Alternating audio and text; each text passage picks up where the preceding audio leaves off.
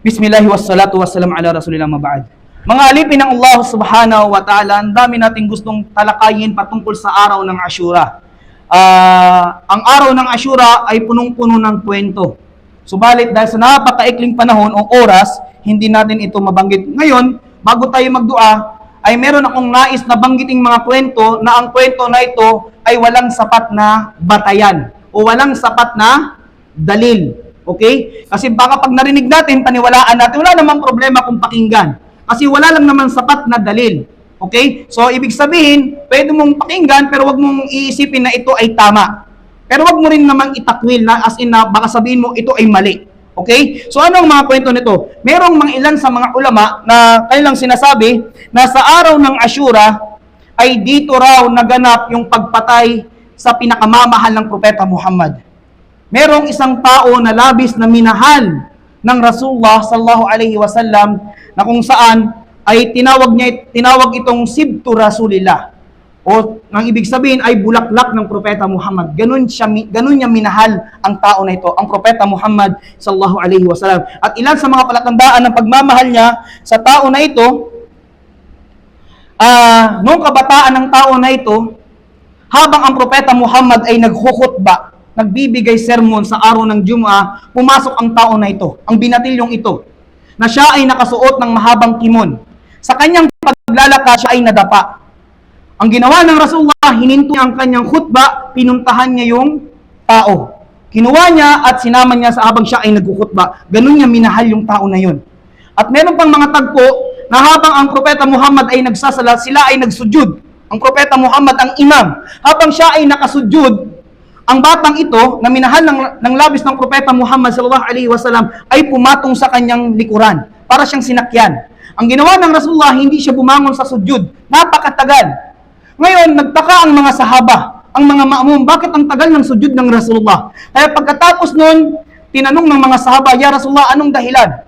Bakit ang tagal ng sujud mo?" Ang sabi ng Propeta Muhammad sallallahu alaihi wasallam sa mga tao na ito, "Inna sibti kad irtahalani wa kashaytu an arfa'a ra'si qabla ay yaqdi lu'bahu." Sinabi niya, sapagkat yung minamahal kong tao ay sumakay sa aking likuran habang ako ay nakasujud. At ayaw ko naman na sirain yung kasiyahan niya, yung kaligayahan niya, yung paglalaro niya, kapag bumangon ako baka siya ay malaglag o hindi siya matuwa.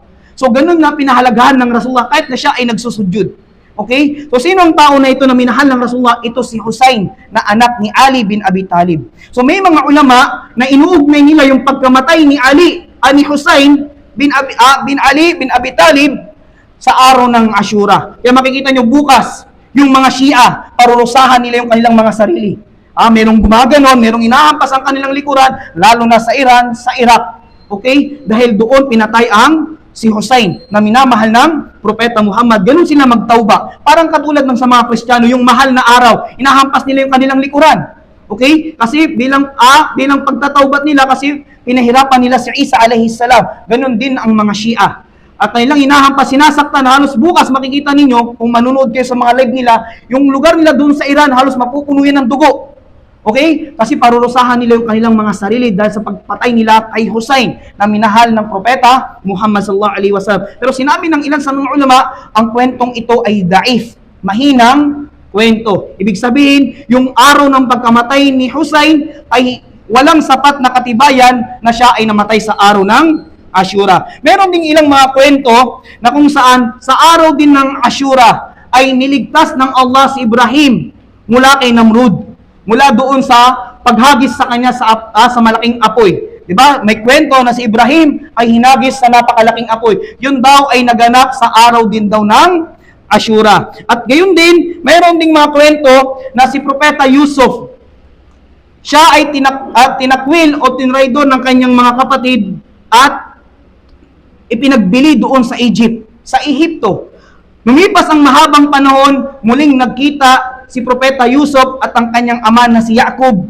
At yun ay ginanap daw sa araw din daw ng Ashura. Pero ito ay walang sapat na katibayan. At mayroon pang mga kwento na mismong si Adam alayhis salam, nung siya ay nagkasala kay Allah, pinatawad daw siya ng Allah sa araw din daw ng Ashura. Okay? So ulitin natin, pag narinig yung mga kwento na ito, wala itong sapat na katibayan. So ito ay pauna lamang. So gayon din mga alipin ng Allah, kahit na ang mga kwento na ito ay daif, ang araw ng Ashura ay dakila. Ang araw ng Ashura ay pinapahalagahan, hindi lang mga Muslim, maging ang mga hindi Muslim, ang mga kufar ay nagbibigay halaga sa araw ng Ashura dahil ito ay palatandaan ng pag-uugnay natin sa mga naunang propeta.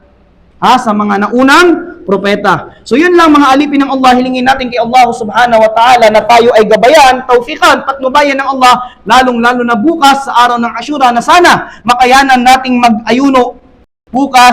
Kaulihada, mga alipin ng Allah, patawarin nawa tayo ng Allah at tayo ay magsalawat kay Propeta Muhammad sallallahu alaihi wasallam. Inna Allaha wa malaikatahu yusalluna 'alan nabi ya ayyuhallazina amanu sallu 'alaihi wa sallimu taslima.